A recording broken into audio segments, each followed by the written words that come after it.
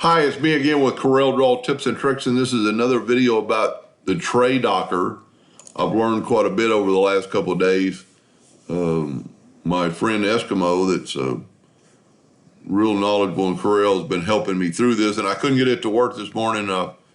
John, if you're watching this, I figured out why I couldn't see that and why it didn't work. But you could have different trays and name them, like this is all sea related, this is animal related, this is flower related. I've only got a couple in there because I'm playing with it. But you can, do a lot with this. And, like I mentioned yesterday, once you have this clicked and it's highlighted, you can import it and it'll bring it into your page. You could just originally position, and that's probably where I had it in the other file. But I couldn't figure out how to move items into this without going through Corel Connect.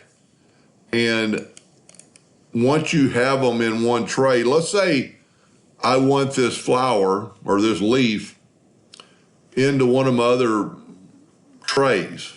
I misput it in there. How can I go? Well, you've got it highlighted, and you can go right here to open source. Come on. And it's going to tell you where it was on the computer, where it's hiding. Now, when he was showing me this morning through a video he made just for me, it would pop up. Well, I didn't notice it where mine was here. And there it is right there. It's a leaf. 12 inches in X3 means I saved it and sent it to somebody in X3. Now, so let's kind of get out of here and let's,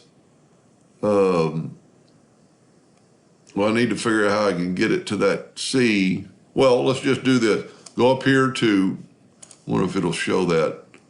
Open source location. Well, here was the problem because it was doing it, and when I started looking at it, I had 15 pages open because I couldn't find it.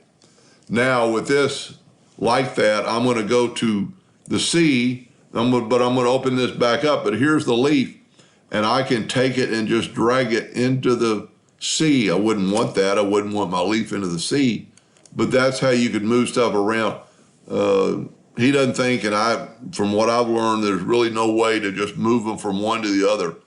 But once you do that, it's pretty simple. And once you've learned how to do that, and this could be very, very handy. He knows a lot about it, and he says he uses it all the time. But you could have a tray and just, I need that seagull. Instead of going and looking for that file, you can kind of, you can categorize your files and make them easier to find. Like there's that cat, I want that lion, there it is. Anyway, I hope that helped a little bit. Thank you for watching.